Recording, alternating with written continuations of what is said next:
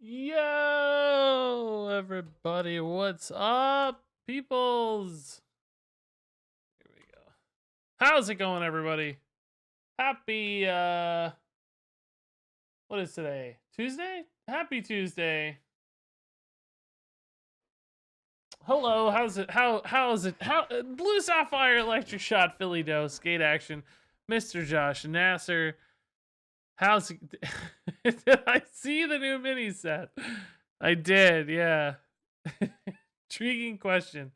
Yeah, no, I've already put out ah! Sorry, I got loops. Yeah, no, I already got reviews out for every card. Yeah, of course. Already done what, an hour and a half of reviewing today or something. I don't know. A lot. We're gonna talk about it again. That's fine. In case you guys didn't see the cards, just want to share your thoughts live. I thought it'd be fun to talk through all the new stuff. For instance, Yopper has a great question. What's your opinion on the new Rogue Secret and Paladin weapon? I need to change. Hold up. I think the cropping on this is weird. No, there's no cropping. Is that just my natural? Huh. Just my natural positioning with this. Hold up. A little better, but this shoulder's getting cut off. Anyway, why did they think we needed more aggro cards? I actually feel like we got more control cards than aggro cards, interestingly. I mean, there's definitely a few, like Nitroboost is really, really powerful aggro card, but there's a ton of like more defensive stuff, I think. This is my feel. Like even Hunter got like a defensive card and value card. You know, most stuff seems aligned more like defensively almost. Rogue got disruption and secret. I mean, this is arguably an aggro card, I guess. These aren't really aggro cards. Backfire maybe. Iron or Spiked Wheel's not. Armor Vendor's actually opposite. I don't know. I wouldn't really say there's too many aggro cards. I mean, I think maybe the best card in the set is an aggro card, to be fair. Like Nitroboost Poison seems really, really good to me. But I didn't think it was overwhelmingly aggro, personally. I'm curious to hear your thoughts though. Yopper, if you wanna break down what you're thinking is problematic. Busy day. Oh my gosh, yeah, and I wasn't even sure it was happening. Like I thought it might be.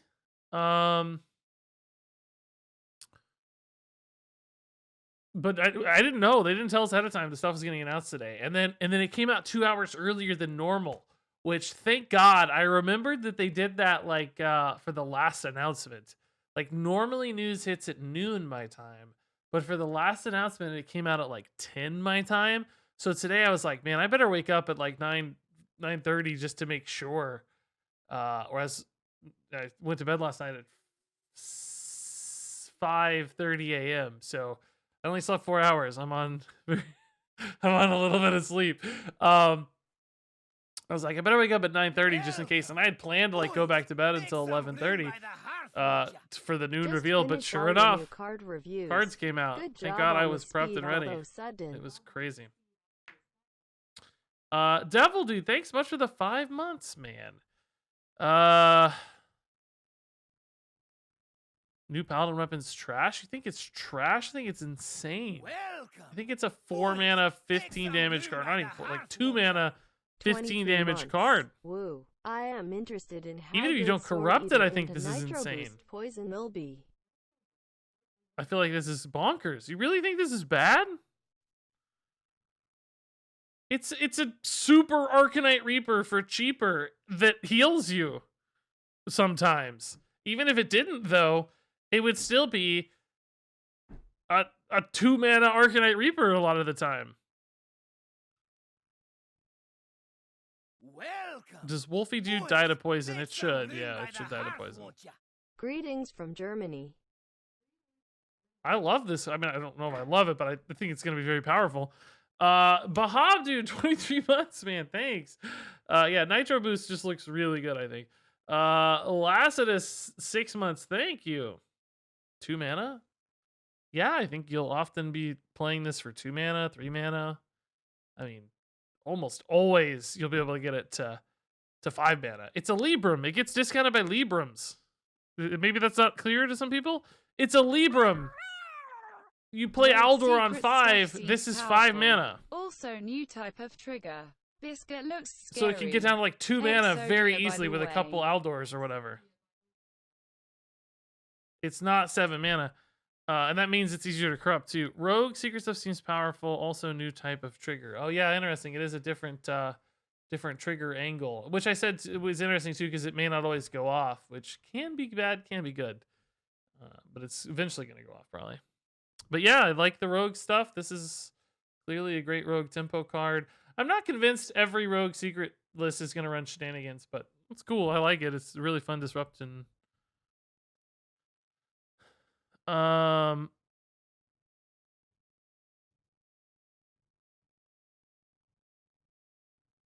you seen this video yet? I actually did see it linked on Reddit, but I haven't watched it yet. But am I crazy? Is this the guy that raided us? Drawfee, who I know a guy raided us on his like alternate account, and they were like, yeah, this is because it said the name was literally like my other account or something. And I was like, what's your main account? And they were like, it's this Watching no artist comment guy. on Biscuit. And he had like a million he had like 1 million subs, and I think this might be him. Oh yes, oh Biscuit. Yeah, I didn't even hear that part of your comment. Yeah, no, I think Biscuit looks insane. I mean, being able to cheese mana and get extra mana, yeah. Exodia potential to get extra mana down, or just spell damage or whatever, right? Just cheesing extra mana is kind of nuts. I think it'll be really good. Yeah, I think that might be the guy who raided us, Drawfee. Because some guy raided us. It was his alternate account. They said his main account's Drawfee. I looked it up. It was like 1 million sub artist channel.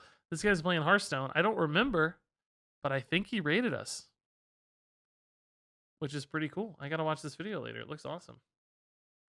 I guess different people draw things. I don't really know the premise of the channel, but I love art, so that'll be fun. It's a group. Oh, okay. Oh, maybe it was Nathan. Maybe it was like Nathan's account or something. Oh, okay. Maybe that's what it is. Okay, got it.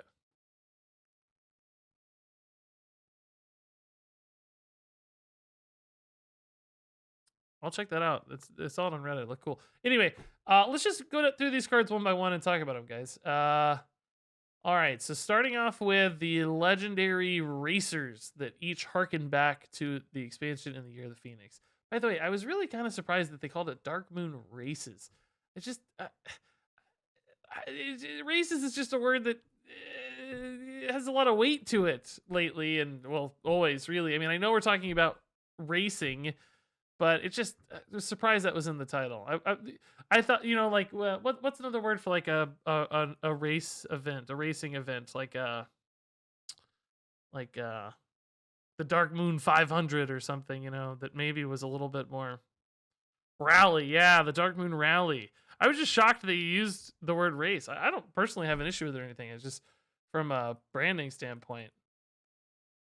Usually you don't want to avoid any words that are remotely loaded at all. So it doesn't really matter. It's accurate. I don't have a problem with it. Just surprised. Yeah, Derby. Yeah. The Darkmoon Grand Prix. Yeah. Darkmoon Derby sounds particularly alliterative and everything. Yeah. We are not the crafting decks today. We will do that tomorrow on stream, probably. I think you're reading into it is the reason we can't have nice things. I think you're reading into it is the reason we can't have nice things. No, I'm just saying it's a loaded word, and usually you just don't put loaded words in branded stuff. I don't personally have any issues with it. I'm obviously okay with it. The word race is not a bad word. You're like reading into my not reading into it too much. It's just a word that like has weight. You don't normally use words like that in branding. You're taking it even further than me, my dude. Your defensiveness about me being quizzical about it is a little weird. Yeah, exactly. It's just basic marketing. You don't want to put words in that give anybody any hesitation or pause. Because clearly, at first glance, if you didn't know it was racing themed, you could think it was about like different races of Darkmoon, which, you know, there are many races in World of Warcraft. And then that's just, which again, wouldn't even be inherently problematic. Just people would be like, oh, what? Weird. Yeah, Darkmoon Races, exactly. Sounds like elves and dwarves. Exactly. This is totally irrelevant. It doesn't matter. It's not inherently a bad name or anything. It just caught me off guard, is all I'm saying. It's just Derby, I guess, would have been Darkmoon Derby would have been cool, yeah. It doesn't matter. It doesn't really matter at all. Just an intriguing marketing thought exercise I had. I was like, man, I think I would have dodged that. Do I think the mini set will have a big effect on the current meta? You know, I don't know. I don't know if it's going to shift the meta right now, but I think a little bit, but I think it's definitely going to have a significant impact post-rotation. And, you know, rotation's not too far off. Like, a lot of these cards seemed poised to be relevant rotation cards. Because I think there's just a lot of solid power level baked into some of these, just big numbers and solid effects that will tend to rise to the top, right?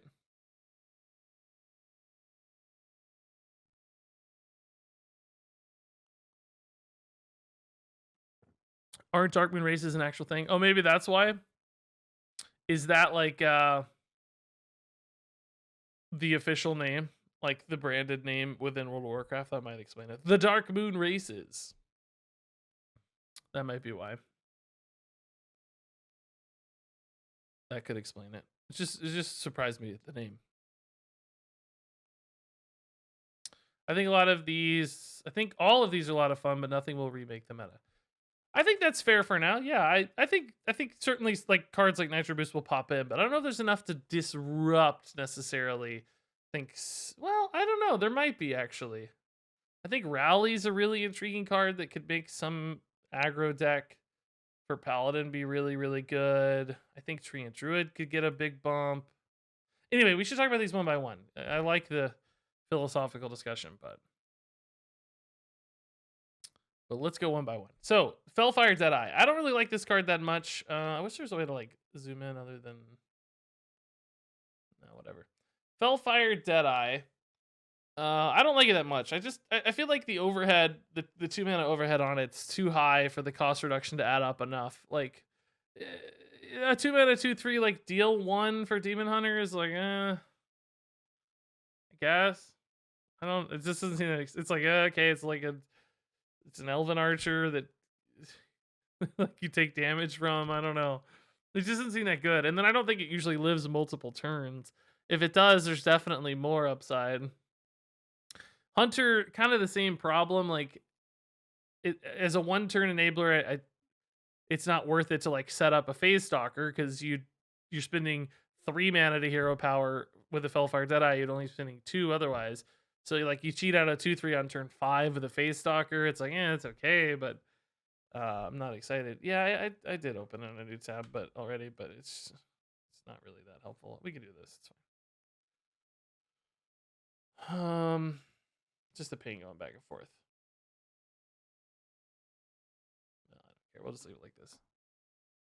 I don't need to go.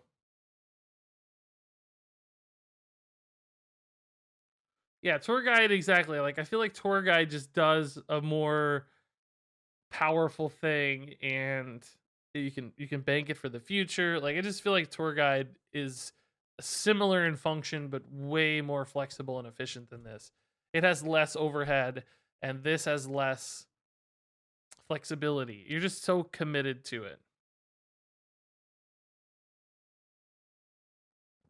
Like, clearly the long-term upside's higher, but how often is this sticking for 2 or 3 or 4 turns? Yeah, stuff like Even Hunter, sure. Yeah, that's fine. I don't talk about Wild too much. I don't know enough Wild to really say. But just standard, I'm not convinced. All right. Resizing Pouch. This card's really interesting. I love the name and design, and I think it's super cool.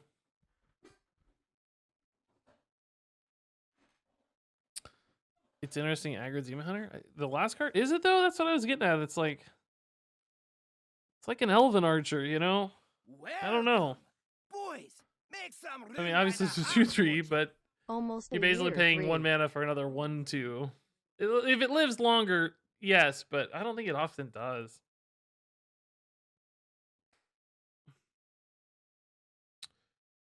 I just don't think there's enough upside. I feel like there's better stuff. Anyway, moving on to the Resizing Pouch. This is a really cool design, flavor and everything. Now, as far as utility is concerned, it's like a perfect gap filler card. Like any gaps in your mana or draw, you have this. It fills in your whole turn. You're always going to maximize your mana. Like, that's cool. But do decks need that? You know, is there any way to make this a Zephrys? You could try. I mean, you could leave 2 mana and then, but there's a ton of 2 mana cards, so be super unlikely. Really good arena card. Yeah, that I totally sense that. Good as a top deck. Yeah, if you're in Hunter and you have an empty deck, it's a good top deck, I think. But is that really what you want to be doing in Hunter? Like playing a random 6-drop when you top deck it on turn 7 at the end of your deck or whatever your game plan? Like, I don't think so. I think you'd rather top deck a kill command or a, whatever damage out you have or some card draw. I mean, this is potentially those things, but not always, right? Oh, Conga, no, that was just a custom card. Sorry, dude. No, that's just one of the custom cards for the next custom card review. Sorry if you thought you got a leak or something, dude. Thanks for letting me know. I didn't know that popped in. I sometimes am just tabbing through my slides and stuff. Can you discover wisps? Yeah, I think so. You should be able to play this with 0 mana left. That's what I talked about in the review. And get like extra Moonfires for Druid or something. That could be a use case where you've got like a Malygos deck. You want extra Moonfires. You play this, you actually have a pretty reasonably good chance to discover Moonfire. I think there might be like 4 0 mana cards available to Druid and the neutral set. Oh no, there's Embiggen, Moonfire, Enervate, Lightning Bloom, and then the 2 Wisp cards in neutral. So there's 6 0 mana cards for Druid, so you'd have about a 50-50 to hit your Moonfire. But you could also get like a Lightning Bloom, which could increase your damage output as well. Or an Enervate. You wouldn't be guaranteed to get those. You could get Embiggen Wisp, or Wisp Demon Dude, whatever, Demon Wisp. So I don't know if that'd be consistent enough, but it's kind of cool.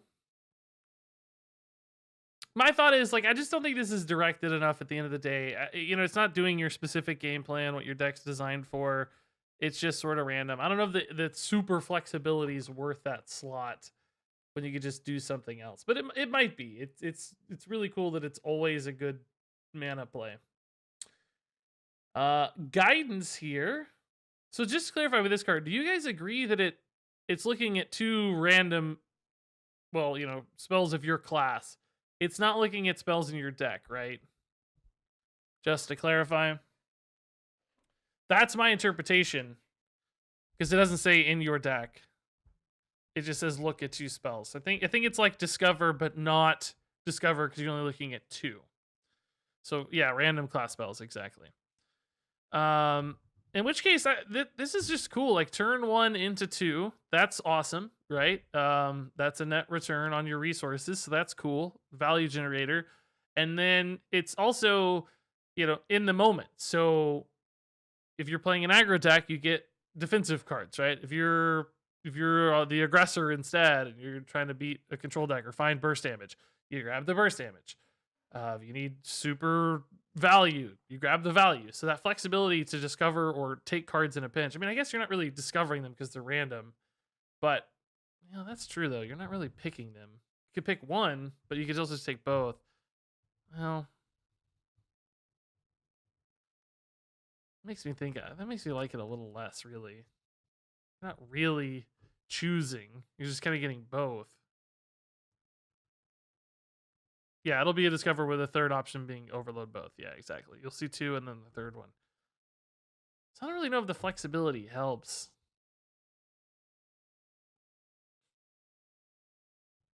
It's really just more like 2 for 1. It's not really about like directing your game plan at all. Isn't look implying that you'll look at spells in your deck? We don't think so. But maybe. I didn't ever get confirmation. Yeah, I don't know. There's so many bad random spells now that I think about it. There's so many bad. It's not really like Discover because you're getting less choice. I mean, there are a lot of instances in a Discover pick where I'm like, oh, 2 of these are pretty solid. In which case, that means like one of the 3 or one of the 2 in this scenario would always be, not always, but generally be pretty good.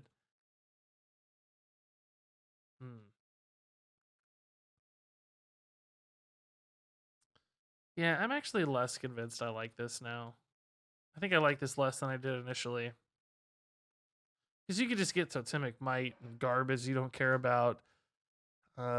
Which means it's not really much of a resource advantage. And then, because you don't care about taking the second spell, right? And then you're only getting 2 choices instead of 3 choices. Yeah, I'm actually lower on this than I was at first. Yeah, it's probably still okay, but without a deck that just cares about like spell burst or spell synergies, I don't know. I'm actually regretting my stance on this card in my video. I think I overvalued flexibility that doesn't really exist. Anyway, I love this card. I think this is gonna be really strong. Imprisoned Phoenix. 2 mana, 2/3, dormant for 2 turns, spell damage. Now I normally hate dormant cards because I don't think the payoff off of the dormant is ever significant enough. Like I always feel like the payoff is just like wasn't worth the wait, basically. But this card, I think the payoff is worth the wait, specifically in things like combo decks. I think you play 2 of these, wait 2 turns, and you have a Malygos. It's like guaranteed. The problem with Malygos is always like, I gotta fit this into a turn somehow. Like, how the heck do I squeeze in this 9 mana? Here, you don't have to squeeze in the 9 mana. You just spend 4 along the way. Flex it into some turn with a blizzard or something, and you're set up to go, and then you can blow people up. So that's really intriguing. Like a mini Malygos, basically with 2 of these. Might even just be okay to toss one in occasionally too. Mage can spend spare mana like this if they're playing a slower deck. You know, tempo deck isn't willing to spend mana so freely for future upside, but Mage, yeah, they can spend mana, a little mana now to get something down the road because they're expecting to be in the game down the road. And the upside's there. So even generally this is good, I think, or okay. And then in combo decks is like, oh man, it's nuts. Same thing. Yeah, Shaman or Mage, both same game plan, basically. Like stall, kill you. Burn style deck, essentially. Freeze Mage, freeze Shaman. Freeze Shaman. Gold or real money? I don't know, man. That's a good question. I will probably just use the real money, frankly. It probably just depends on you. I think it's a good deal in either case. I think this is the best deal Hearthstone's had, minus like maybe welcome bundles or something. But if you do the math, minus like rarity equivalencies, these don't necessarily go 1-to-1 because there might be like less legendaries proportionally or something. But if you do the math, 35 cards for $15 is equivalent to getting an entire expansion for less than $60, which I think anyone who spends money on Hearthstone would jump at the chance to get an entire expansion for $60. So card per money or card per gold, this is just like stupidly affordable compared to expansions. If they went to that model, which I don't expect them to ever go to that same efficiency for full expansions, Hearthstone would be like 1,000 times cheaper. We'd all be over the moon. So I'm definitely going to take advantage of this awesome discount on this particular stuff. I think this is the model that Hearthstone should follow.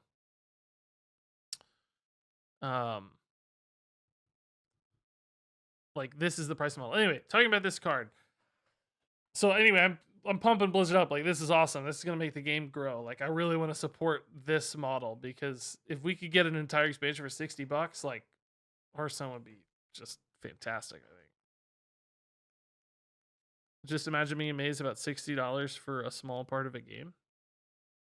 No, it's not a small part of a game. It's It's a 4 months part of a game. That's I would get stupendously more out of 4 months of Hearthstone for $60 than I would a AAA title that's like 15 hours long. You kidding me? Like, whatever. I mean, Cyberpunk, was most recent AAA I spent $60 on. I've gotten 40 or 50 hours out of that so far, but Hearthstone, I would get hundreds of hours, as would many players. So $60 for 4 months of Hearthstone would be a great deal compared to most games. Right now, we're talking about like $200, $300 to get a full set, which is just outrageous, right? It's so expensive.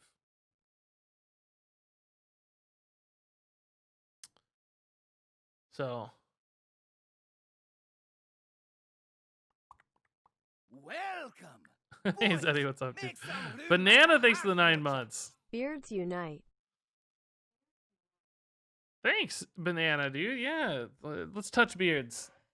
Here, let's get your beard up on the screen. Let's touch beards. Why does your beard feel so greasy?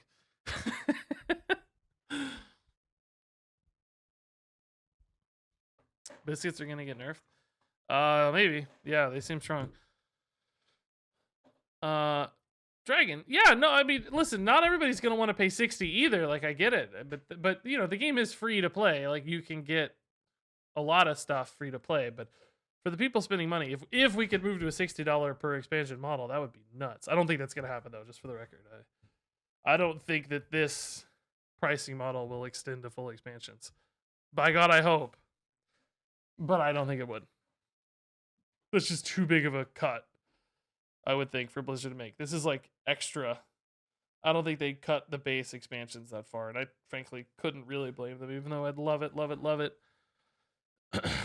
So anyway, about monetization. I'm going to celebrate this monetization because I think it's really good. I wonder what Zeddy thinks about this monetization. Zeddy, do you think this is the monetization level that we need? I feel like this is pretty close to where I think it's solid. I mean, Blizzard's got to make some money, so it can't be free. But this is getting pretty good. Zeddy even thinks it's great. Wow. I love it. That makes me excited. Yeah, I feel like this is the best deal Hearthstone's had, minus welcome bundles, ever. That's cool. Anyway, Keywarden Ivory. 5 mana 4/5. Battlecry, discover a dual class spell from any class and spell burst. Get another copy. So we just got a bunch of dual class spells dumped into the pool here with this expansion, and a bunch of 1 mana ones at that. So there's a lot of stuff to pick from here. And a lot of cheap things to activate the spell burst immediately. Just looking really quickly, like Guidance, Resizing Pouch, those are actually pretty good, like, resource generators to feed into the Ivory value generation. You got other stuff like Nitroboost, which probably wouldn't be as exciting, but maybe not bad in Rogue. You might be okay with that still. Oh, those were all the dual class cards. So these are the new ones. Of the old ones, most of the old ones, there was like 10 out of 18 that were less than, or 1 mana or less as well. So a lot of cheap dual class stuff. I mean, even like Barricades and Rallies and all these are probably fine. Hysteria, you'd probably be happy with. After seeing the new dual class set, I'm actually higher on Keywarden Ivory, which I actually baked that into my review because I was like, look, we don't know what dual class has in the future, so you got to account for her getting some awesome dual class cards, and she actually already has, which is cool. Vendetta can automatically activate off it too. Yeah, I didn't even really talk about that in my review. Is thief stuff. I mean, all the thief triggers, all the burgle stuff is a nice bonus on Ivory, and Vendetta would definitely help you make up some of the tempo loss from playing a 5 mana 4/5. So that's nice. Yeah, I think it's interesting, right? I think it's cool. I'm even higher on it than I was earlier in the day, and I was already sort of okay with it. I like it. Gotta go through these faster because we're taking forever, and I want to talk about duels today too. Just gonna open all these, and then I don't have to keep coming back to this screen so annoyingly.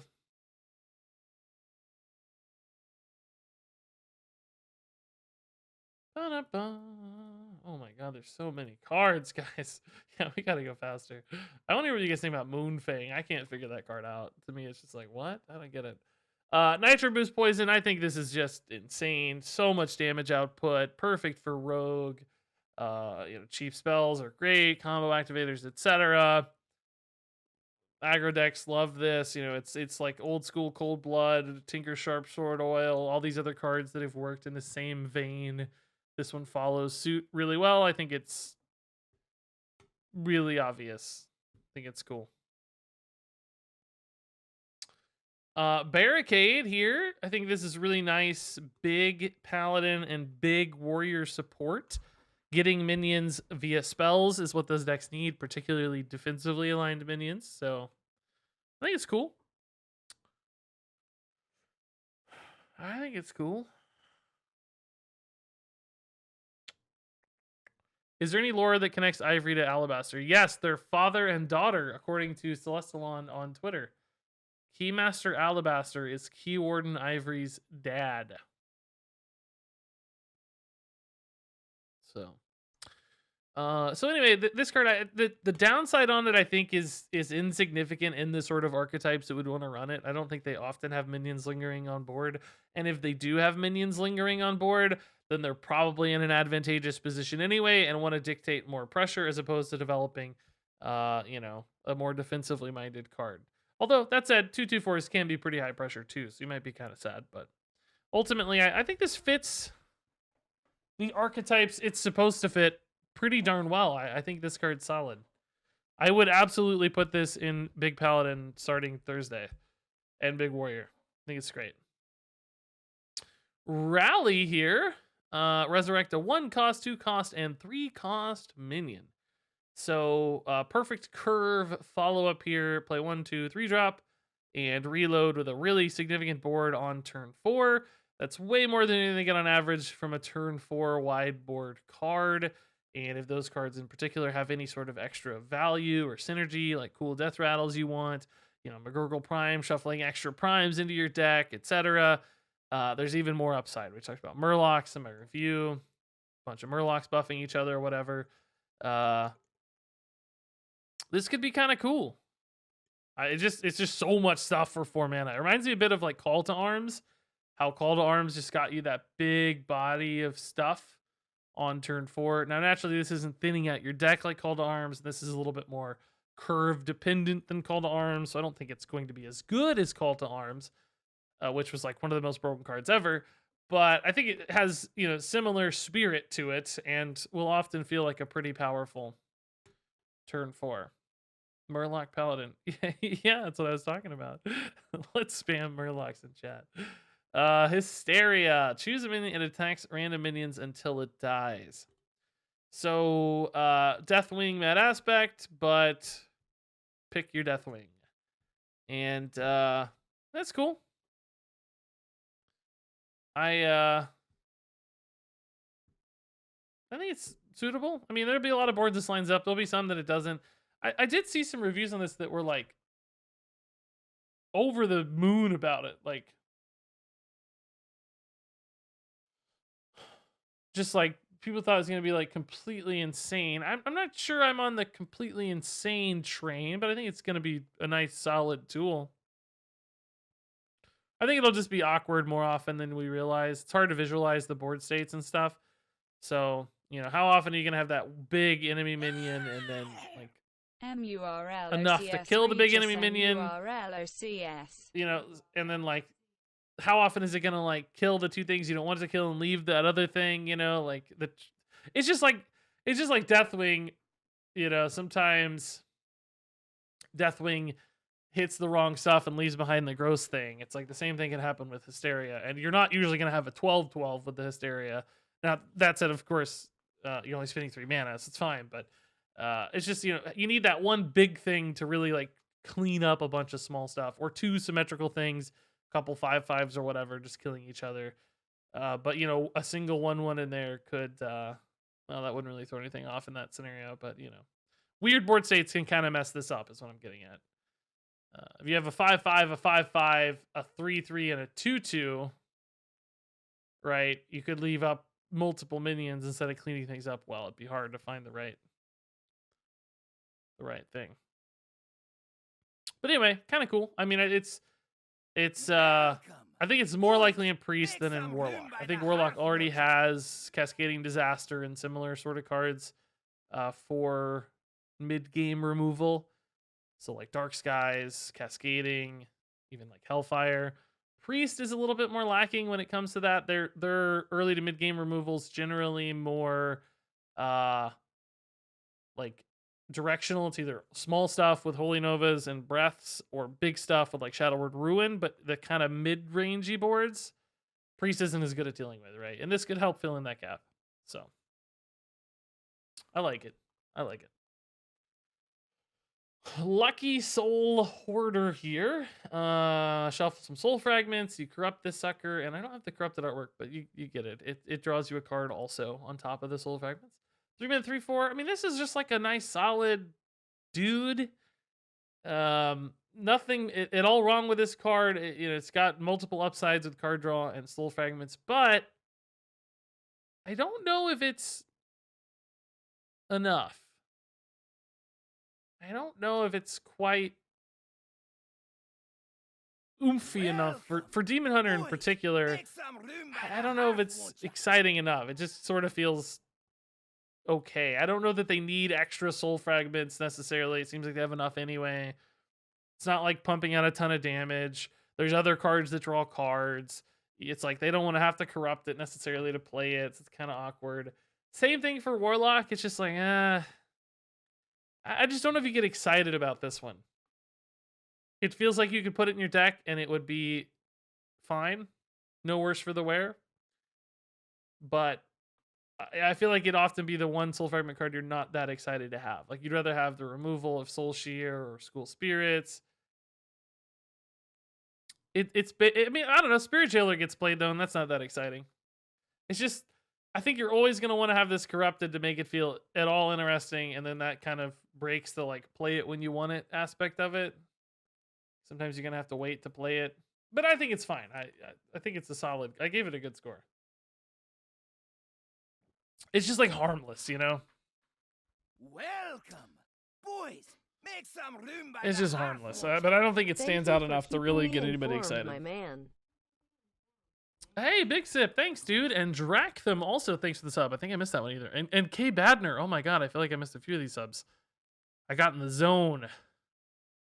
And Grin Villain dropped 500 bits. I totally got in the zone. I didn't even hear half of these things. Grin Villain thanks for the 500 bits. Oh my god. And when I get in the card talking zone, I just get in the zone. All right, so Illidari studies. Discover an outcast card. Next would cost one less. If you look at outcast cards for Demon Hunter, I mean, Murloc's Regis. there's some good ones. Good villain, thanks. Yeah, Murlocs.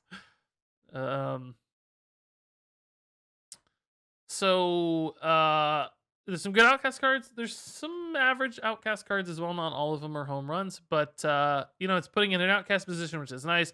You can bank the outcast discount, so there are some like OTK lifesteal stuff you could do extra with this one by banking those discounts, squeeze in a little extra damage. I don't think that's going to be super relevant, but that deck is solid and some people love it, so keep an eye on that. But most of the time I just I think Demon Hunter's so focused and so specific in what they want to do that random outcast cards probably aren't good enough to beat out just other good cards. And then that's that. Bellsaber, I think this is just too weak. We've never had any of the 4-mana 5/6s with downside make it. The stat bump is just not enough to substantiate having any restrictions at all. And although admittedly this isn't much of a restriction, because Demon Hunter loves attacking, and they have weapons equipped, so queued up even if they don't spend mana. They have really cheap hero power in other cases. It's just not enough upside to make up for any downside. It's just, who cares about a 4-mana 5/6? I don't think anybody cares. It's just not good enough. I just don't. If the text said nothing, I would be like, yeah, I'm not sure this card's good enough. So this just looks, I don't know. Somebody's gonna have to talk me into this one. Yeah, it's way too fair. Mattland with a gifted sub. Grats Death Star. And Hype Train Active. Thank you guys. Wow, that's amazing. Mattland, that's so nice, dude. 19 total gifted subs. Really? 4 mana 5/6 is bad? Yeah, I think so. Welcome. I think it's really bad. It's just too weak. New cards hype. Just too weak. Nathan, thanks for the 9 months, I dude. want to ride the train. Toomey wants on the train. I mean, Ziku, I'm curious to hear the counterpoints. You know, I don't want to shut you down, but I think we're in a world of Hearthstone where a 4 mana 5/6 is just not compelling. Welcome, boys. Make I some mean, room by the hearth, won't ya? Again, please feel free to share a counterpoint. I'd love to hear it. I mean, just look at like the other Demon Hunter 4 mana cards, though, right? Just for a comparison, right? Like this is 5/5 in stats instead of 5/6. It's got rush and taunt bonuses split across multiple bodies. This is a 5/3. It's got rush and can be immune to take clean trades. This is one of the most potentially broken cards in the game. Maybe not quite as much at 4 mana, but still pretty amazing. I mean, Kane is insane, you know. Battle Lord, you know, you don't lose too many stats here, but you gain a lot of defensive utility. Il'gynoth, obviously, completely bonkers. Basically a 4/6 from going face. And I mean, additional Demon upside for Hunter heals and everything. already has 7/6 in Vilephiend Trainer, I and don't it think is bad. I don't think it competes. Yeah. Oh, yeah. I didn't even look at that one. Yeah, of course. Wait, where'd that go? Here. Yeah, of course. Yeah, I didn't even. Yeah, look at this. Yeah, this is a 7/6 in total stats conditionally, but the other card's conditional too, and it's not even good. Great point. I just don't see it. Maybe you have like crazy demon synergies, but a lot of those cards we talked about were demons anyway. So yeah, I don't know. Demon Hunter has a 1 mana hero power. Yeah, we're not talking about the difficulty to achieve it. No, Like I said, it's not hard to sounds. achieve it. I just don't think a 5/6 is good enough. This is not a faculty. Start to play already. Welcome, boys. Make some room This by is the not a hearth, won't ya? faculty. Welcome, boys. Make some room We're by not the playing any hearth, Hearthstone won't today, ya? for the record. So if you want to watch Hearthstone, you're on the wrong stream today. Welcome. I'm just going to be talking Boys, about cards make today. some room by the hearth, won't If that's ya? what you're getting at. I don't know what you mean by this is not a faculty, though. You're saying I'm not This a is a faculty. faculty Keep member, like a going. teacher? I don't know what you mean. Maybe an English gap there or something. I'm not sure, which is okay. I think that's what you mean. Like, I'm not a professor. Play the game already.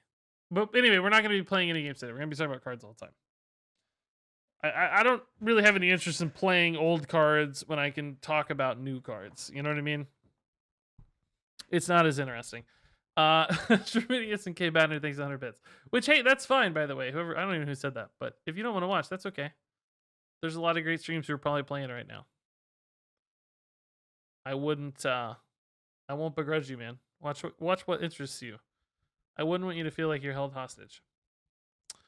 Anyway, Dreaming Drake. This card's interesting, right? Like, I don't hate it on 3. I don't love it. I'm not excited. I'd rather be ramping for Druid. And then it's a 5 mana, Moonfang 5/6 Handmaster taunt. game set and match. I mean, 3 mana, 5/6 taunt. Corin, maybe we're gonna talk about it. We're gonna talk about it. Thanks for the bits, by the way. Level 1 hype train already complete. That's nuts. This is actually another card where it's, I don't know if it's pushed enough to really be exciting for Druid. I think they want to spend their mana just doing more, faster, bigger stuff, right? They want to accelerate into crazy plays.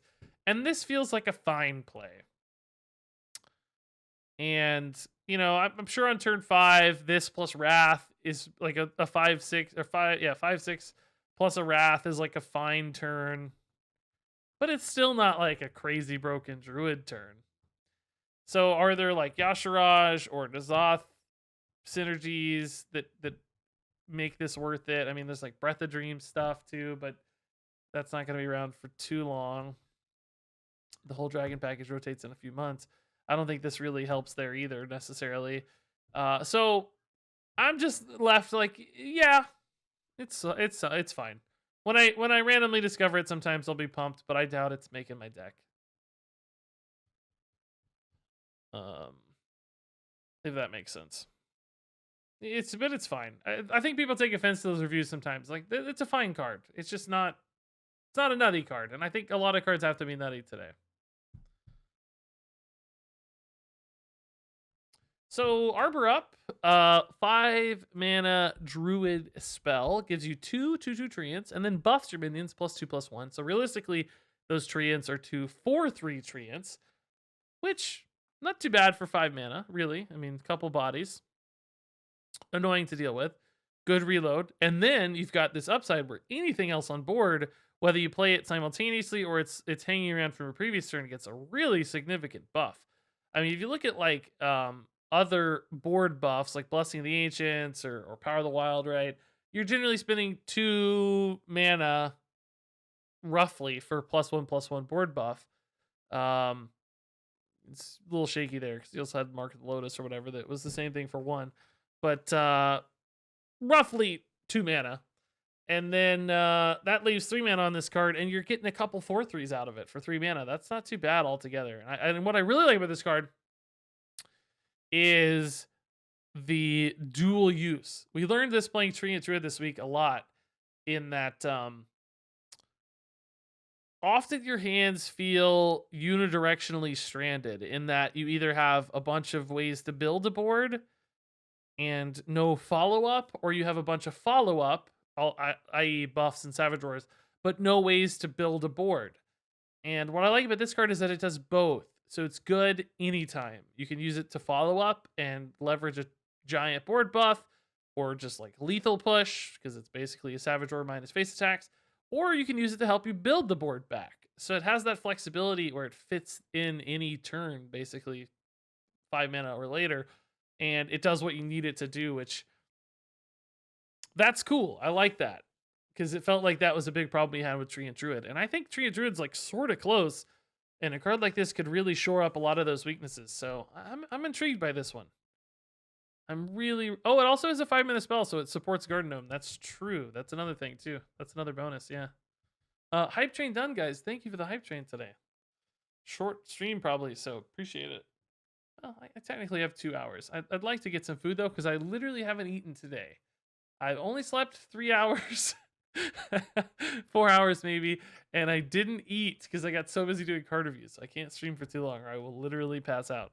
Bola shot for Hunter. Yeah, I mean, this card does a lot. It's a good return for 2 mana. I think a lot of classes would be pretty thrilled with this, or maybe not thrilled, but they'd be okay with it. I don't know if Hunter's pumped about it, though. I don't know. Most Hunter decks just don't really want to do this sort of thing. They'd rather just hit face for 2. So it's one of those cards like, yeah, it looks okay. You randomly discover it, you're not going to be kicking yourself or anything, but doesn't go super far. The thing I talked about in my reviews is like with any kind of like Maxima Hunter where you don't want to run any small minions, this could be a spell to fill in your curve and just keep you alive till you get to like Maxima and big death rattle stuff. Empire on Netflix. Jewel and Azoth or whatever. So that's a possibility, but I feel like secrets do the same sort of thing and have more synergies and make like a more core package. This may not fit in on top of like secrets. Claris, dude, 28 months is crazy. Thank you, dude. That's crazy. This card just looks like hot garbage to me. It's like random value generation with a pretty high overhead in a class that does not care about value generation and has a lot of low rolls. It's an underbelly angler that's more expensive, less synergistic, way harder to chain, because average beast cost is notably higher than average Murloc cost. Yeah, Slate, I guess, is an angle for that card, but man, Slate's not very good, I don't think, still. Still not in love with Slate, so I'd hate to have to run 2 bad cards to make them both work, if that makes sense. I don't know. Maybe they're stronger than the sum of their maybe the sum of their parts is stronger than them individually, but I don't know. Makes me nervous.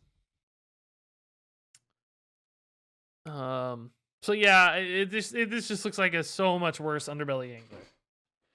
Random beasts are more expensive, worse. Underbelly Fangler, that'd be a good name, yeah. And so you're not gonna chain as much. You're gonna get worse minions off your chains. I don't get it. It's not Underbelly Angler was a Murloc, which helped. This doesn't even have any. It's not a beast itself. This just feels like, maybe awesome in arena or something, but not a standard construction card. Now this card's interesting. This one I'm really torn about, or even don't even know what to think. What do you guys think about Glacier Racer? For some reason, I'm convinced.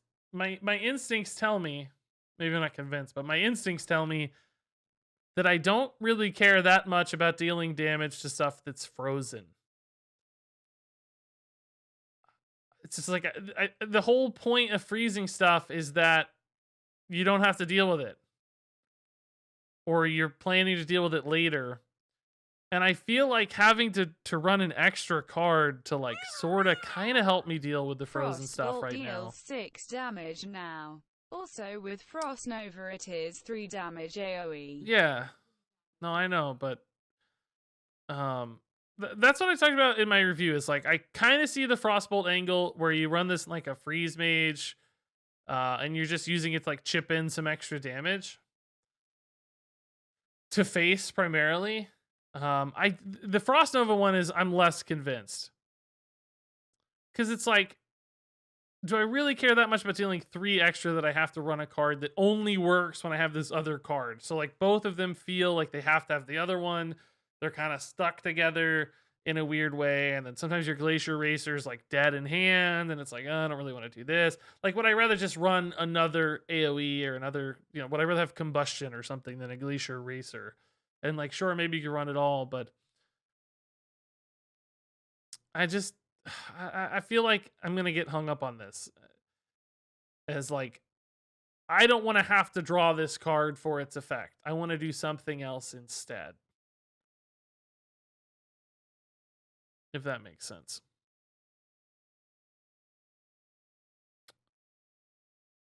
So,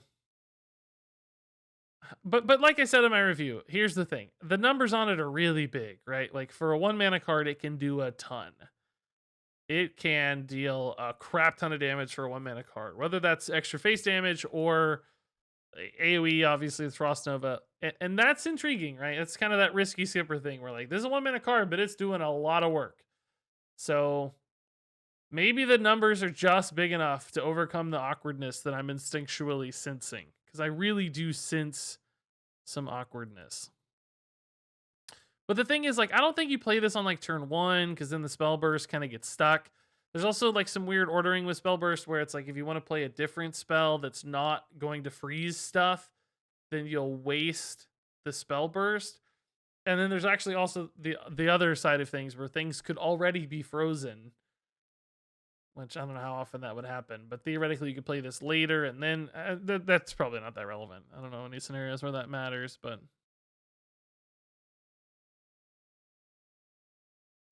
people play Doomsayer with Frost Nova. They do, but part of that is because you can just play Doomsayer on 2 sometimes, and it's amazing. And also, Doomsayer kills 8/8s with Frost Nova, and this leaves behind 8/5s, right? So, I mean, I guess maybe if the meta's like all small stuff, but that's, Bahab, I think you said that as a way to convince me that it's okay, but I think you convinced me that that's even worse. I think you convinced me that it's much worse than Doomsayer. Maybe that was your intent. I don't know. But I'm very like torn on this card because I definitely realize how big the numbers can be, right? Yeah, it's 15 damage output or something against a board. Yeah, this doesn't chain multiple times. It's a one-time activation because it's spell burst, so. Yeah, Doomsayer also prevents them from playing more minions. Yeah, exactly. So it's got like, yeah, that's actually such a good comparison. Like, how much better is Doomsayer with than that? Now, I mean, maybe it's just a 1/3 in a deck that has a lot of freeze effects, and we're like aiming too high for it. That's a possibility as well. And maybe it's just the Frostbolt, like Cherudius cheered. Like, maybe it's just a 6 damage Frostbolt, and that's all you care about. Maybe that's it. Maybe you just need burst damage, and this finds you 3 to 6 extra with the second one. I don't know. I'm still torn on it. I can't decide. My thought is it's a card with a ton of potential, but will probably not actually see that much play.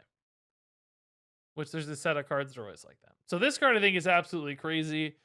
Conjure Mana Biscuit. Add a biscuit to your hand that refreshes 2 mana crystals. This basically means Mage can have up to 14 mana in a given turn at some point, which means Malygos, Exodia, really whatever you want is possible as long as you play a couple of these first. And then beyond that, there's also just the like Mana Cyclone blow up stuff. Mana Cyclone's not gonna be around forever at this point, but those kinds of decks we've always had stuff that rewards you for playing spells and Mage. I'm sure we'll get more. There's technically Magic Dart Frog. I guess he's probably rotating too, but you know, just having cheap spells and extra mana is just bonkers. So I almost don't know how this doesn't get played in some ways. I mean, not every deck's going to want it, obviously, because it doesn't really do anything immediately. It needs a trigger or a follow-up or a setup, but there's got to be some deck that cares enough about that.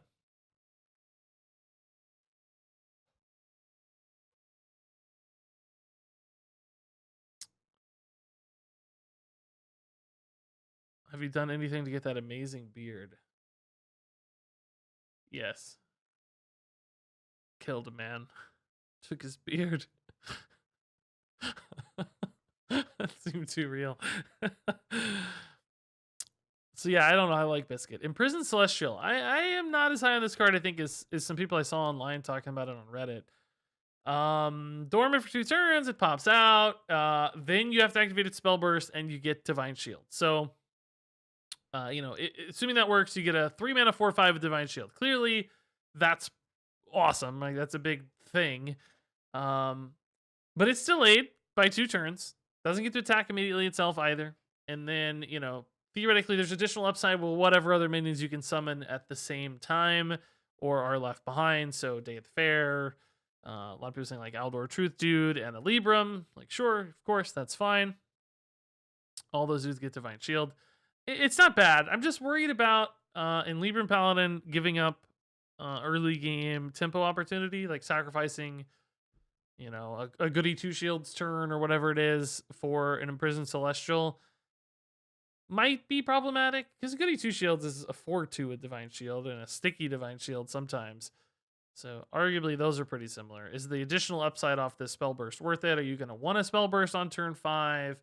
Or are you going to want to play other stuff? I mean, in Libram's spell burst is probably not hard to achieve, but there's still just like this lingering awkwardness to it with all dormant cards where I don't know if the payoff is significant enough. That said, I will admit Libram Paladin does play from behind pretty well. Like stabilizing behind like big taunt, Divine Shield stuff could be possible with this. But then again, it's that same thing. Like you draw this off the top, and it's like, oh god, what a terrible card for a while, you know. And I think there'll be a lot of instances where this is just coming down too late and making too little of an impact. And finding the right deck list for it, I don't know. I don't know.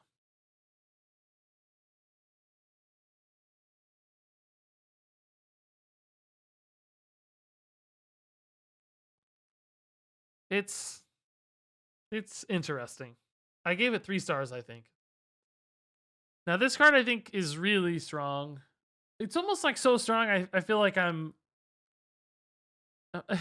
like, in my mind, it's so strong that it can't actually be as strong as I think it is. Or, like, clearly it doesn't work as well as I think because it's... in my mind, it's just obscene.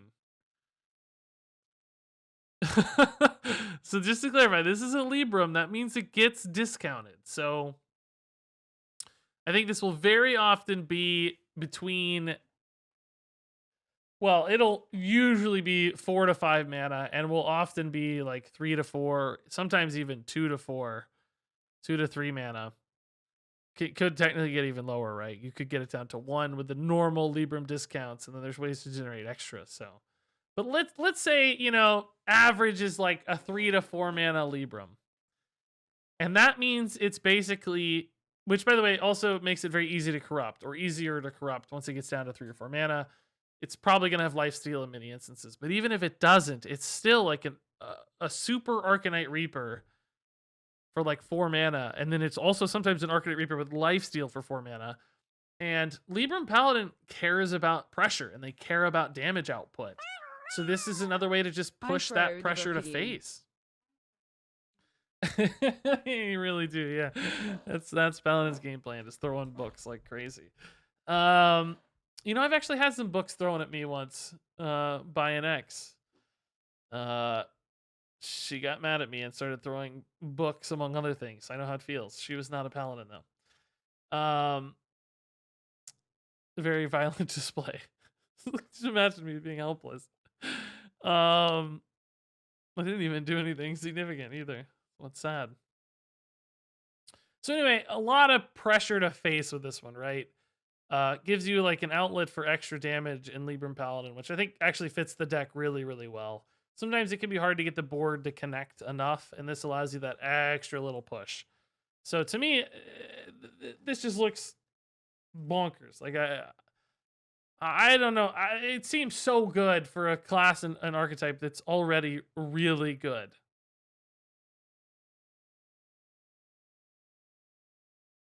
Book is stronger than the axe. Axe.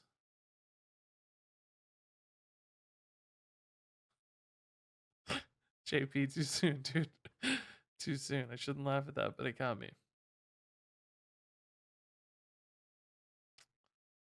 Are we talking about Fiery War Axe? I don't know if it's stronger than old Fire War Axe just because of mana, but I think it's good, dude. I don't know. I feel like it can't be as good as I think it is. My brain can't accept it. I feel like it's just perfect for the deck. It must be more awkward to play than I think. I don't know. Lightspeed for Preseer. 4 mana 3/6 Elemental Horse. Your healing effects also give effective minions +2 health. I'm not super sold Priest can make this game plan work, but if like, you know, high health, sticky stuff on board, just living through everything and playing off of buffs and health bonuses and stuff. Hammer of the Naru? Yeah, I mean, I guess they might have been talking about Hammer of the Naru, but they called it an axe. I mean, yeah, I think it's better than Hammer for Libram Paladin for sure, not for every Paladin, but yeah, I don't know, man. This whole game plan feels suspect to me. I just can't see it coming together yet, and I don't even know if this card's really that helpful for it. Finding all those healing effects. By the way, the heal doesn't have to actually heal. That was confirmed on Twitter. You can just do any healing effect and hero power, whatever. Even if they don't get healed, they'll get buffed.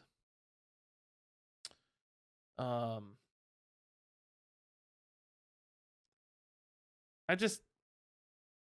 don't know. I don't see it. Yeah, circle healing does affect enemy minions, by the way. So if you're ahead, sure. If you're behind, maybe. Maybe a little risky. I don't love this card. I don't think health buffs matter enough in Priest when they don't have the relevant follow-up damage anymore. well, I mean, I guess they still have Inner Fire, but they don't have like a Savage Roar style card that What do you means think of sticking Ahmet minions with matters, right? Lightspeed? Ahmet with Lightsteed. I mean, it all plays together, but again, I don't know what you're doing with all that health. That's my big problem. Is like I've done this before in Priest, where you build all these like Ahmet, you get a big board of 7 health stuff, and then it just doesn't do anything. You know, you don't have the follow up. You get like 1 Inner Fire, and you got a 7/7, but that's not enough to win the game. And then you're just stuck with this wide board of high health things that don't really like. You keep trading into your opponent's stuff, and it's like you never get anywhere. And then eventually they just hit you in the face too hard or kill you with weapons. And you just like you never leverage it into a quick enough victory. And I'm worried that's going to happen again. But as always, cards like this with support, you know, they get a health-based Savage Roar or something, you know, whatever. Obviously, you're not going to get Inner Fire for your whole board, but you get the idea. They start to scale in interesting ways. So it's another one with numbers. It's got interesting numbers. Just need to figure out how to put those into play.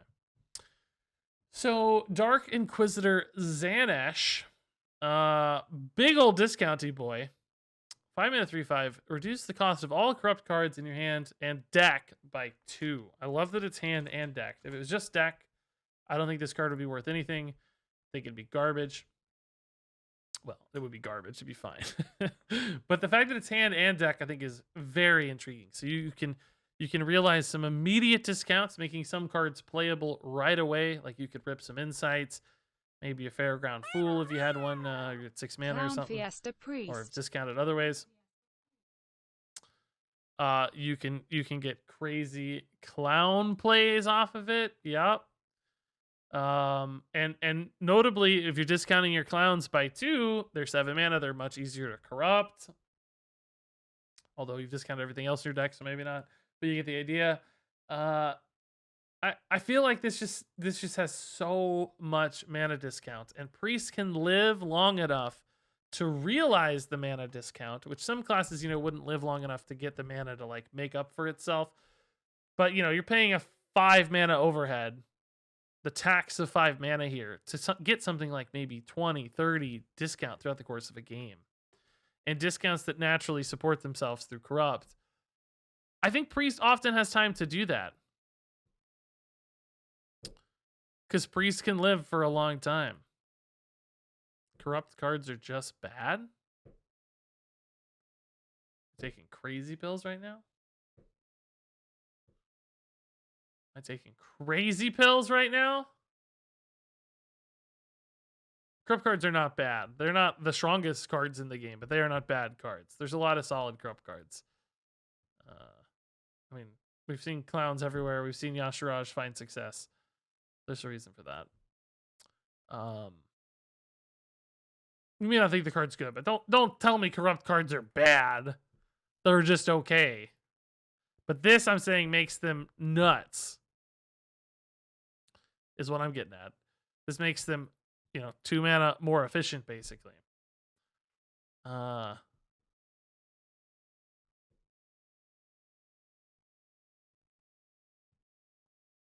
Tickatus is F tier. No, I mean, I think there's a point. Corrupt cards have not been a home run so far, but they're not bad.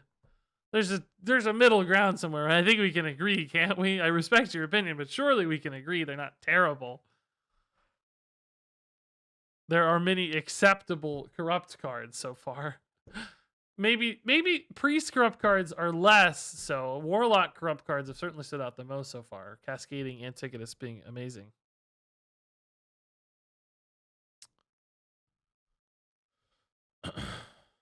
Well, yeah, way better than Overkill.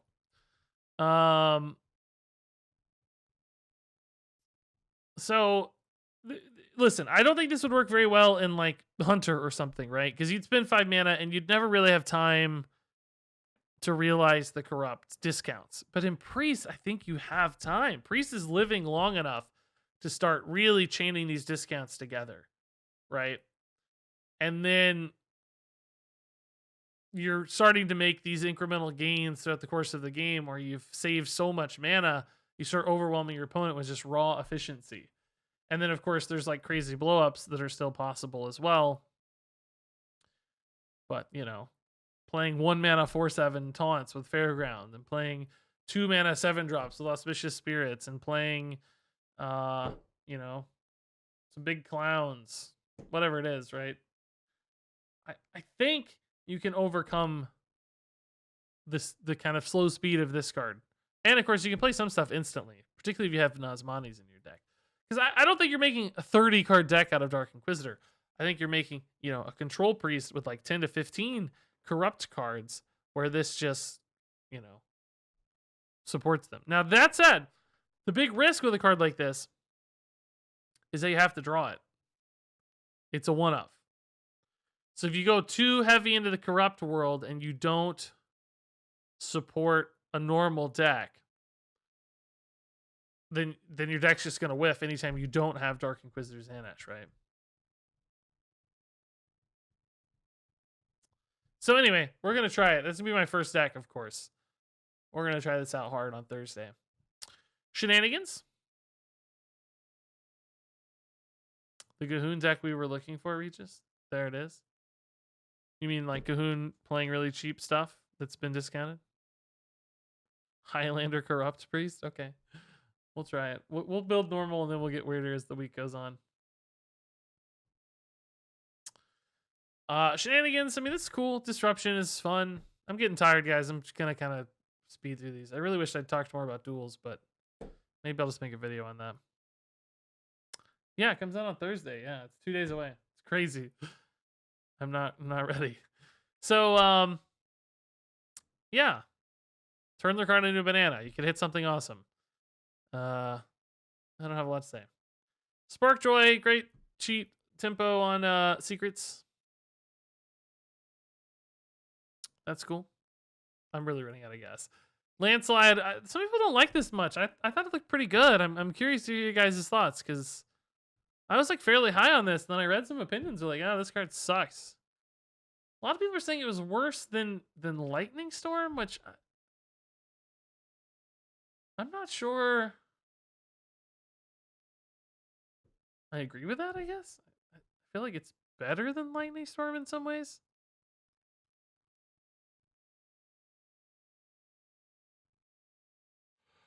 I don't know. I mean, you gotta overload it, I guess, to be better than Lightning Storm, in my opinion, but Lightning Storm's expensive, dude. Lightning Storm's a 5 mana total commitment. Lightning Storm always felt too expensive to me. I feel like Lightning Storm could be overload 1 and I wouldn't be upset about it. Why is Lightning Storm so expensive? Isn't it really expensive nowadays? I mean, when it came out, sure, but by today's standards, it feels expensive, dude.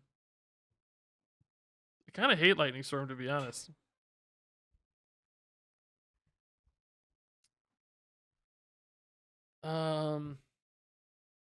And this just scales so well with spell damage. 1 spell damage makes this a flame strike if you're overloaded. I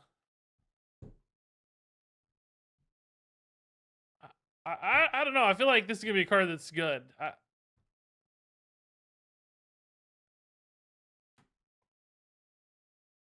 Maybe I'm losing it.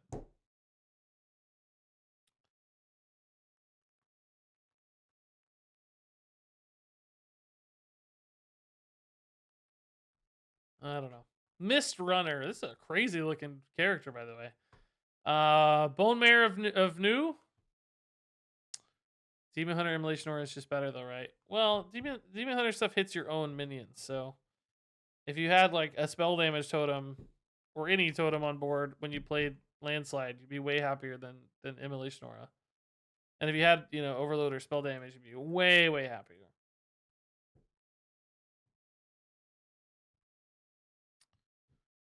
So I think this is intriguing. I kind of like this card. I mean, there's rush minions everywhere, so the buffs are cool. It's like a Bone Mare Light, which was a cool card. I mean, I don't know if Bone Mare would be played nowadays, but this is cheaper. It's kind of like Fungal Mancer a little bit too, you know, one of those mid-game buff follow-ups. Shaman has a lot of minions chilling around usually. So I don't know. I sort of like this one. The stats are instant is what makes it good, right? You can hit face with them, you can trade with them with rush. Just develop a board. I kind of dig this card. Backfire, man, I saw some crazy strong reviews on this one. I think it's really good. I think it could replace Discard Skull or Hand of Gul'dan. Skull of Gul'dan? Hand of Gul'dan. In Zoo Warlock, which by the way, I just played Zoo to Legend, guys, last night. I was up till 5:30 last night hitting Legends. Zoo Warlock is still busted, dude. Oh my god, is Zoo busted? Why won't Hearthstone Deck Tracker open? I'm trying to open the stats on Hearthstone Deck Tracker. What's going on here? Oh, there it goes.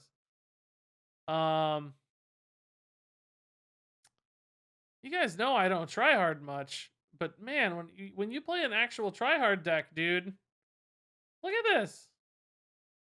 Just wins everywhere. I think it was 70. Yeah, I had a 15-5, 75% win rate to Legend with Zoo. One guy did throw lethal. This guy threw a lethal. He just straight up missed a. He got focused on trading too much, so I did kind of get bailed out. But where'd my cards go? What the heck, you're there. You thought this was a shaman card? No, it's Warlock, my dude. It's Warlock.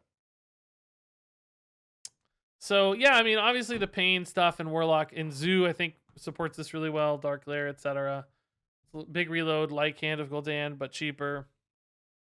Not cheaper with Expired Merchant, but kind of easier and bonus upsides on the damage, faster giants, Dark Lair support, etc. I feel like I would definitely play this. Because Zoo's really good. I think this fits in. We'll try it with Zoo. All right, Warlock Legendary. Shuffle 3 random prime legendary minions into your deck. I don't have a good way to show you the primes, but I'll show you the normal ones, and we can obviously figure it out from there. So I think you're pretty happy to get Archspore, Zixor, Solarian. Probably not upset to get McGurgle Prime, Reliquary Prime. I think you're okay with Akama. I think is your low roll. Lady Vosh Prime, in case you've never seen this one because it's very uncommon, I think is actually pretty good. Just getting some discounted spells, getting a Skull of Gul'dan or whatever with a minion on it. Canterthad Prime re-summons the dude who shuffled your dudes in, so that's potentially pretty awesome. And of course, Kargath Prime, I think, is a home run. So really, I'd say 8 out of 9 are really, really good results. But, of course, you have to draw them. They're not automatically getting played or anything. You have to spend the mana on them. So they have to be better than the average card in your deck, which in many cases, I think the primes will be. So it probably increases the quality of your draw most of the time. So if you don't have a really specific game plan, this could make your deck higher quality. And of course, provide protection against things like fatigue. So ultimate value card, fatigue advantage card. The problem, of course, is finding time to play this, getting it to go off. It takes a long time to pay off with the primes, so you're investing 5 mana on something with a pretty low rate of return. And then what was I gonna say? If you're looking for like fatigue stuff, Warlock kind of does that better with Tickatus, maybe. So I don't know if you need this even. It might just be overkill at that stage. Can you get 2 of 1? Yeah, I think I saw on Twitter you can get duplicates, if I remember right. That sounds familiar. Spiked Wheel. So play this on 1, hero power on 2. You got yourself a Fiery War Axe. Of course, if your opponent attacks or you attack and trade into something, goes back down to 0 maybe, and then you got a hero power again to support it, or shield block on 3, whatever it is. But I think on 1, this seems like a really good weapon. But beyond that, I don't know if it's any good on any other turn. It's probably fine on 5 mana. You just slot this in. You're not unhappy or anything. But would you rather have a Reaper Scythe? I don't know. Can you have both? I mean, sure, maybe, but maybe not.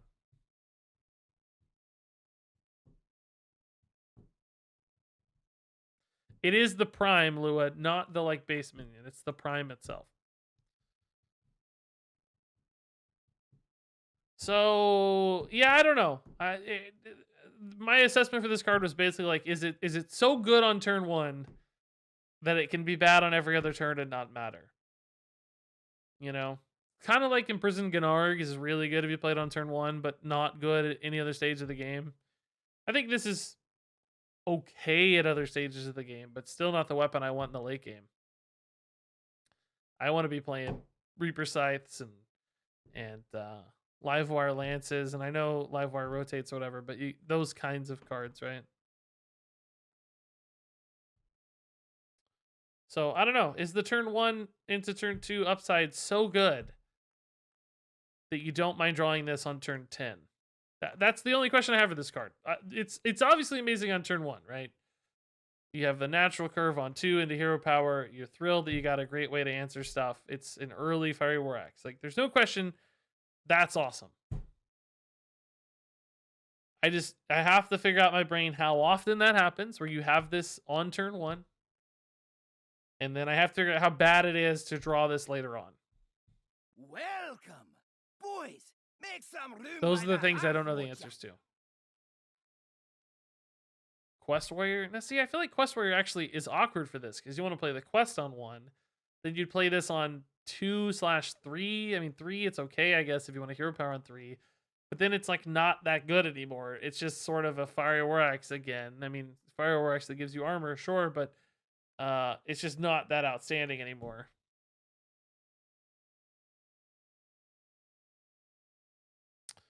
So yeah, I don't know.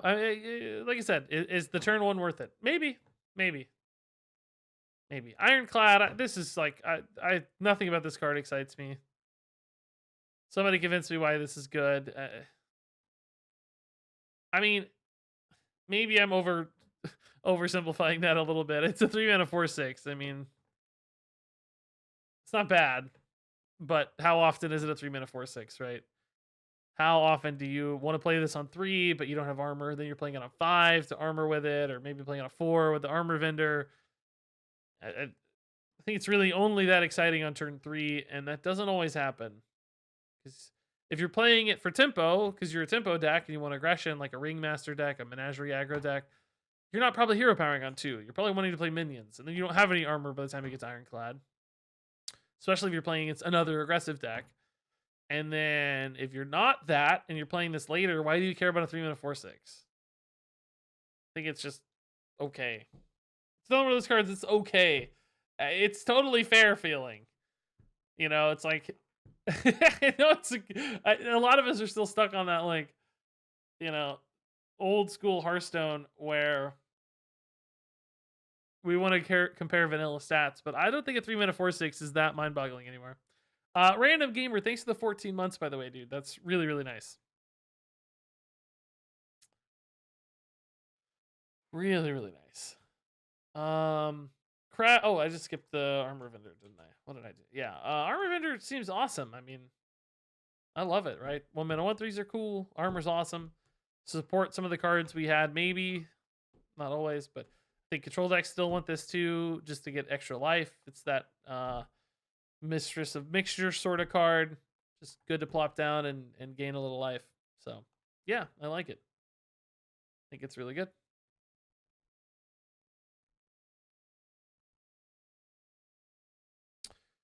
Crab Rider, little Murloc here. Yeah, weirdly, I kind of like this card. It's got instant activity with Rush. Wind Fury means you can kind of clean up some chippy boards. It's got a lot of upside if it sticks around with Murloc buffs. You could push a ton of damage thanks to the Wind Fury, or take better trades thanks to the Wind Fury and like a Murloc War Leader. So Murloc decks show up. I mean, they always pop into the meta, and I think this would be a reasonable good card for it. It's like kind of shocked. I was like, oh yeah, this looks like a really good Murloc. And the thing I said about my review is that it just has high health. But sometimes it's hard to stick Murlocs for follow-ups. This is a lot of health for a 2-drop, so it might just be sticky enough that that's all you care about. You may not even necessarily need these upsides. I mean, they're awesome, but just like a lot of health sometimes.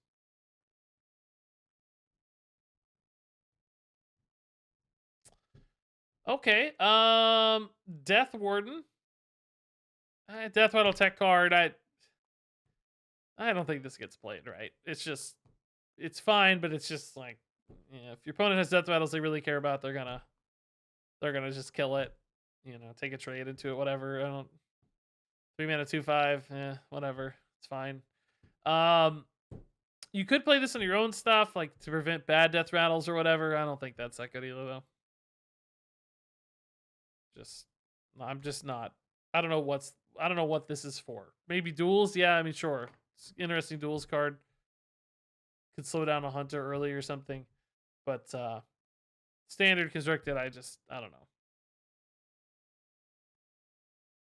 You think it's made for Battlegrounds someday? I don't know. Maybe Death Rattles are such a big part of Battlegrounds. Let's do the legendary last. Runaway Blackwing. Tech card. Yeah, minion rag. Exactly my thoughts, Rudius. Yeah, weird epic tech card. Yeah, exactly my 100% where I feel. Runaway Blackwing,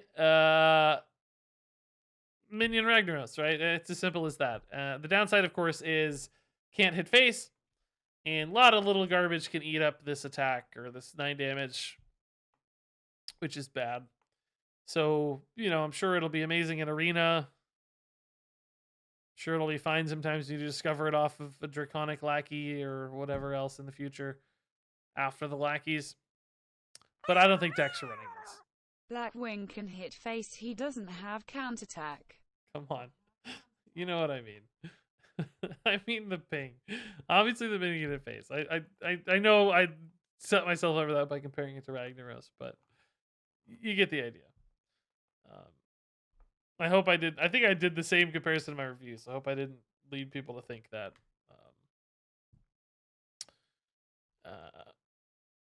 So again, a totally fine card off random generation. I think this will be awesome in Arena, Dream Arena card, I'm sure. I don't think I'm playing this in decks though. I don't think I'm putting in Big Warrior. I don't think I'm putting in Big Pally. I'm happy when it comes off Ysera Unleashed sometimes. Yeah, Black Peony, exactly. I don't think I'm playing it though.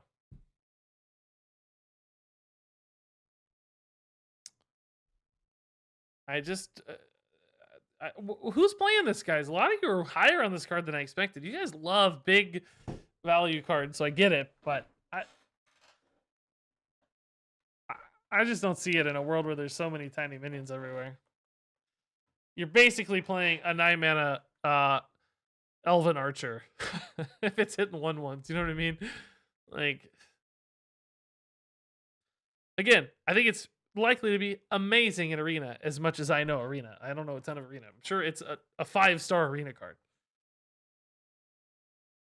But I don't think it's a constructed card. 9 mana cards should win you games to see play. And big piles of stats I agree and with that, minion yes. damage don't win games.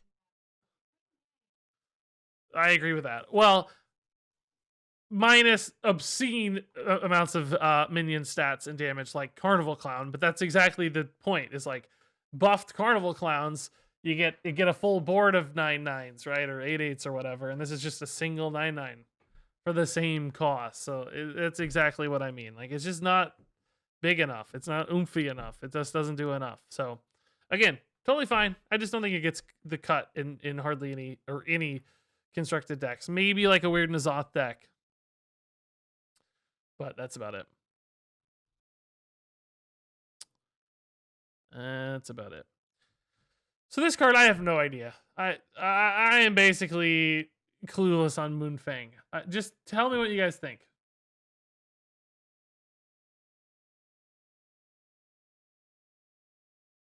I just have no idea.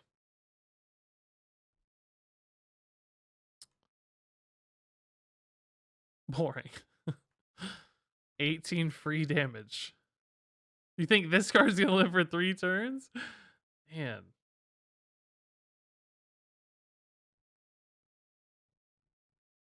I'm not convinced. Well, maybe be the dragon. Maybe in the dragon. I do like the art a lot. Yeah, this card looks cool.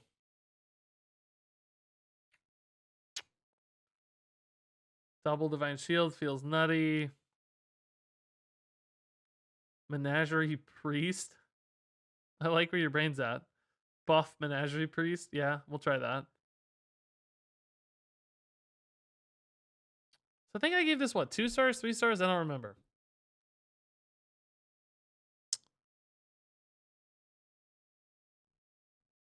I just don't know. Like, I'm trying to think of like, in my opinion, this card is marginally better than what is that card called? This guy or this girl. Marginally better than Dalaran Crusader. It's like a little better. I mean, one could argue a lot better, but I wouldn't argue a lot better. It has an extra Divine Shield, right? Meta has The two Dalaran Crusader. 1/1 minions, but it is a weird card. And it is just good arena card. that's exactly what I said about my review too, Tremedius. It's like sometimes it's gonna eat 3/1/1s, which is what it would have ate anyway. You're not even gonna notice its effect. It's like, I think it's a marginally better Dalaran Crusader at a base level. And arguably even worse, because Dalaran Crusader has more health and the Divine Shield, right?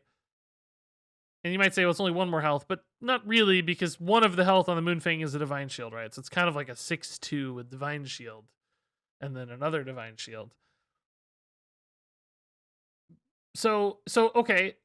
So at a base level, right, Moonfang's a little better than a card that no one would ever look at twice, right? So how do we make Moonfang better? Well, there's beast synergies. There's buff synergies. If you buff the health a bunch, you know, if you make this a 6/10, it's going to be harder for your opponent to chip through it and kill it. You could like give it taunt to potentially like force your opponent to trade into it really inefficiently. There's, you know, it activates a kill command. There's, I don't actually think, everybody keeps saying Guardian Animals, and that's what I read right before I reviewed this too. I don't think I'm subbing any of the Guardian Animals cards for this. I think I'd prefer to have every Guardian Animals card that's currently in Guardian Animals Druid. I mean, maybe there's like a Hunter or something. I don't know. I looked. I'd rather have all the Guardian Animal cards. I'd rather have Thresh for AoE. I'd rather have card draw off the Tigers. And I'd rather have the taunt and defensive and sticky utility of the Teacher's Pet. I'm pretty sure I would not run any of these. Would not run this over any current Guardian Animals card. I mean, why not have 7 minions for consistency? I mean, I guess you could, but that's not been a huge concern yet. I mean, maybe you're saying that the other 5 drops aren't worth it, but also Guardian Animals Druid is not well, let's just take a look before I say something stupid. Guardian Animals Druid is low tier 2 right now. And I feel like used to we only ran 5 beasts. You usually run 1 Thresh. Yeah, so it's only running 5 beasts right now. The top lists are only running 5. So there's no need to go to 7. It's not even going to 6 yet. And of course things could change, but all the top lists are running 5. I just checked. Oh, that's bronze through gold. But let me check again on diamond through legend. Yeah, still just 5 on the top 4 lists. So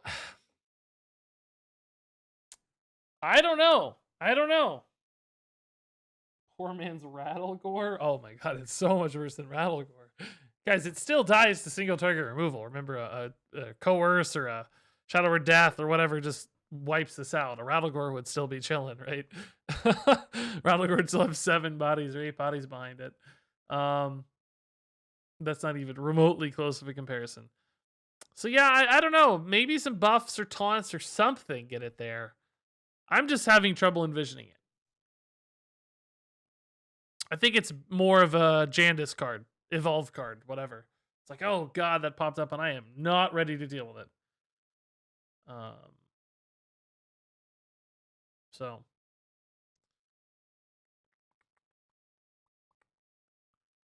I don't know. The Zoth Beast, maybe. I'm just not. I think the only chance it's good is in like an aggro deck where it's so sticky and awkward that they just use it for 6 damage, but like a delayed Leroy. But I don't know. I don't see it.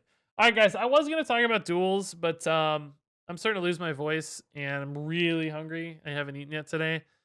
Like literally have not eaten yet today. I ate late last night, like 3 a.m. So I guess that's holding me over. So I was gonna talk about these duels cards, but I'll just put out a video later. I'll get a video ready for tomorrow morning discussing these.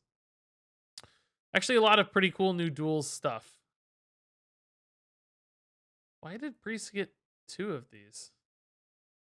Or 3, I mean, everybody else got 2. Did Priest not get a dual class? I don't understand. Why did Priest get 3 cards, guys? Oh, that's the Void Fiend. Oh, that's from the Hero Power. I see. I see. Okay. And I hate that this uses the art from the other imps that we already have in the game, but still, a lot of cool stuff in this. I'll break it down in a video for tomorrow. I'll talk about duels and what little Battleground stuff there was tomorrow. Actually, you know what? I don't want to put Battlegrounds in the video. Let's just talk about Battlegrounds really quick for anybody who cares. That way you can put it in the VOD on YouTube and say I talked about Battlegrounds if somebody asks. Tickatus, every 4 turns discover a Darkmoon prize. I'm assuming it's going to be the same tier of Darkmoon prize, just get like double Darkmoon prizes. Some of those are pretty strong, so it feels like maybe they're too weak in the early game, but the mid and late game Darkmoon prizes seem really, really good. So that's intriguing. If you can stay alive long enough, this might really spike late. Greybow gives +1/+2 and taunt to minions you summon during combat. So token support, making your opponent chip through tokens, could be amazing for like soul jugglers or some beast stuff, making sure your scavenging hyenas get big and there's enough buffs to go around. New demon, Soul Devourer. Choose a friendly demon, remove it to gain its stats and 3 gold. So way to clean up the board and keep trading up in stats. That's intriguing. They are removing Floating Watcher though, so I don't really know how this is going to play out. But I like the fact that will become interesting when Darkmoon stuff rotates. Oh yeah, interesting. I wonder what they'll do. Will he be the only one who gets it, or will they just rotate him out? That's a good thought. I wonder if they'll keep him in and let him have it uniquely, or rotate him out. I could see both.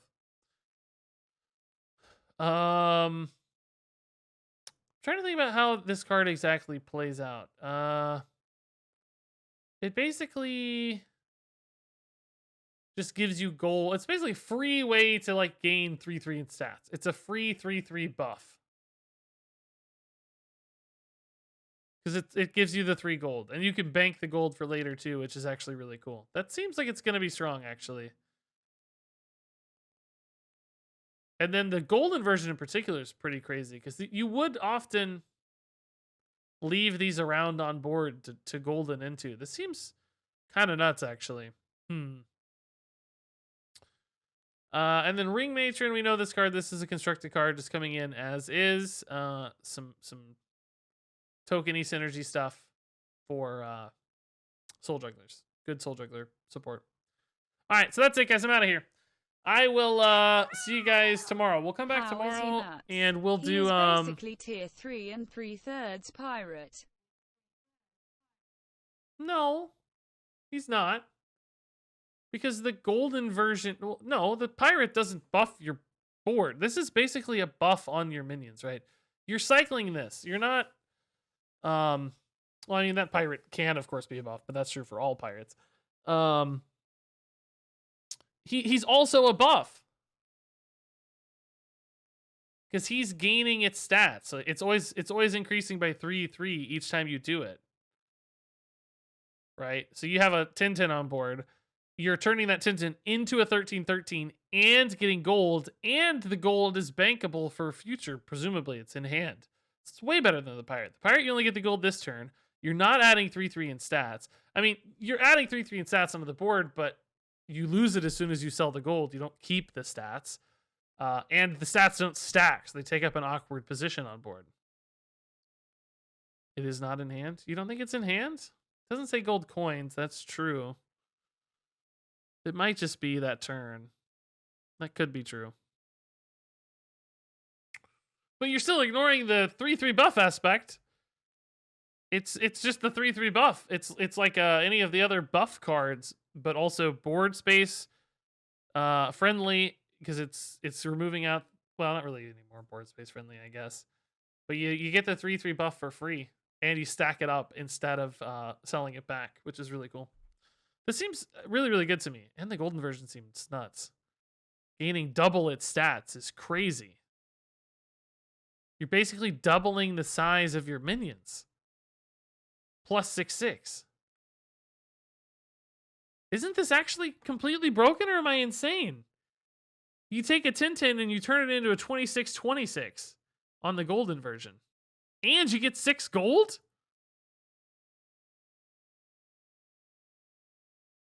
Yeah, and then with Brand, you gain double its stats twice? Yeah, you would turn your 10/10 into a 26/26 with the golden version. And I think the base version's absolutely fine too. It's a free way to turn a 10/10 into a 13/13. And these are sticking around on board because they're the things that you're stuck with. So you don't have to like awkwardly hold them or like stick onto a spot on board you don't want to commit to. Like normally to triple a buff minion, you hate it because you got to leave behind like, a couple jugs or whatever, and you don't want the 3/3s on board. It's like, oh, I don't want to. I want to triple a jug, sure, but I don't want to leave the 3/3s behind. With this, you're happy to leave it behind because it's what got the stats. So tripling it's gonna feel way better than tripling a normal buff card, and you get gold. You do lose the tax, so there wouldn't be any additional scaling if you like take a like a Wrathweaver or something, I guess. That's true. But there's so many things where you wouldn't really care, I think, right? Well, maybe not that many things, because most stuff has additional scaling baked in, doesn't it? That's true. I don't know. It still seems nuts to me, though, just chaining this off the golden in particular. And it's tier 3, so it's not that hard to golden. Oh, yeah, it has to be a demon. It can't eat Wrathweaver. Yeah, so what demons are there? What demons are there that it would like to eat? Like imp thingy. Sorry, I didn't want to spend this long talking about this. Homunculus, a golden homunculus would be pretty cool. Imprisoners would probably be fine. Leftover Nathrazemes, Imp Gangs, you probably wouldn't be too sad about. Siege Breakers, I think you'd happily eat those. Yeah. I think there's a lot of stuff you'd be okay to eat. Some things you wouldn't. You wouldn't want to eat your Big Fernal. Floating Watcher's gone. You could eat your Fiendish Servant. You wouldn't get the Death Rattle because it removes it. It doesn't kill it, but you'd probably be okay with it. I don't know. I'm curious to see that one play. If Floating Watcher's rotating, guys, it's gone. No Floating Watcher. So anyway, I don't know when we're gonna make time to play Battlegrounds though, because I'm gonna be hard and constructed, and then I want to focus more on duels. I may squeeze in 1 or 2 games or something, but we'll see. Anyway, I gotta go because I'm so tired. I gotta go. I'm not even gonna do a raid. I'm too lazy. I'm sorry, just too lazy. So I'll see you guys tomorrow. Check YouTube for card reviews if you missed them, and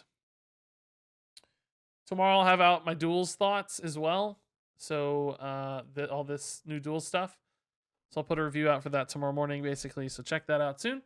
But until then, thanks as always for watching. Love you guys a ton. Thanks for the early hype train. Thanks for hanging out and talking cards.